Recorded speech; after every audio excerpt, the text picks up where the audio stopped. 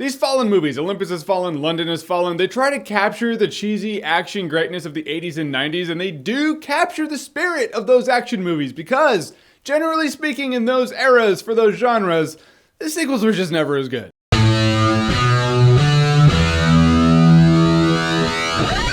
London Has Fallen. So London Has Fallen is the sequel to the surprisingly entertaining Olympus Has Fallen. With both of these movies, you gotta know what you're getting into, and you're getting into action cheese fest fun. And in this movie, Gerard Butler is the main Secret Service guy. He's protecting Aaron Eckhart, who is his friend / president of the United States. And in London, the super high profile figure has died, so all of these world leaders are there for his funeral, and then the shit goes down and terrorists start wiping people out. City scale style. We've made it bigger now. And I'm gonna start out with the positives, because I like starting out with the positives. Optimist right here, Gerard Butler. Can we just say that he's just a complete badass dude? In the last act of this movie, I didn't know if he was channeling his inner Solid Snake or his inner John Wick or a love child of both. I don't know. I don't care. Point is, I was looking at him, I was like, you're pretty fucking cool, dude. And Aaron Eckhart. Not only are Aaron Eckhart and Gerard Butler good actors, but they have great chemistry in this movie. I really bought the fact that Gerard Butler isn't trying to save the president of the United States, he's trying to save his friend. However, this movie should have known that bigger isn't always better. This is city scale now, so they're on the run on a city scale. All right, Olympus Has Fallen was in a building. In that, you kind of compare it to Die Hard.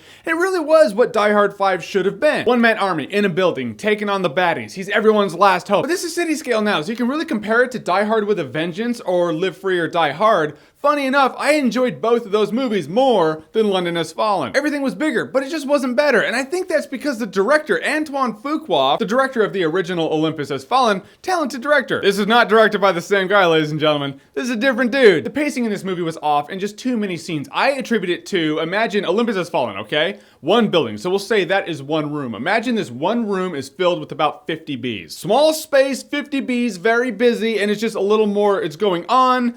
And so the pacing is just, it moves forward a lot faster. A little more claustrophobic and a little more entertaining. Okay, so let's say you have those same 50 bees spread out in an entire shopping mall. A little slower. I'm not saying Olympus Has Fallen didn't have downtime. I'm just, there's your metaphor, man. That's what you get. One thing they did not make bigger is the visual effects budget. I think that's about the same as the original Olympus Has Fallen. So it was like, let's keep the visual effects budget for this movie the same as the last movie. Okay, you want the same amount of visual effects? Nah.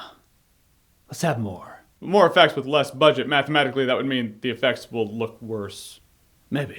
Oh, shit. Yeah, that's how that went down. It didn't look pretty. Some of it was pretty bad. And I get where it's like, well, it's supposed to be cheesy action fun. You're not supposed to look at that. But at a point, when it's bad enough, it does pull you out of the movie. And the last part of this movie just wraps something up. There's this thing they gotta do. It's like this extra thing. And I feel like they were going to leave it for the sequel, and then the movie didn't test well with screeners and test audiences, and they were like, well, we don't know if it's gonna get a sequel. Let's just film one scene to wrap it up quickly. And it wrapped up really quickly, and that was that. I really feel like that's what happened. Guys, London Has Fallen tries to springboard off of the vibe and premise of what Olympus Has Fallen set up, which is 90s action movies in the 2010s. And although Gerard Butler is awesome in this movie, he is a complete badass, he is fun to watch, the movie that he is in, the movie that surrounds him, just isn't as entertaining. If you like cheesy 90s action movies, great, watch it, have fun, know what you're getting into, and know that this is not as good as the original. I will say London Has Fallen's probably a better time if you're drunk. Yeah, now it's a party. Gerard Butler's such a badass. Yeah, I think everyone knows I'm a badass by now. All right, so London Has Fallen. Have you seen it? What did you think about it? Or what's the prime example of a sequel that's just not as good as the original? Whatever it is, whatever you think, comment below, let me know. And as always, if you like what you've seen here and you want to see more, click right here to say more.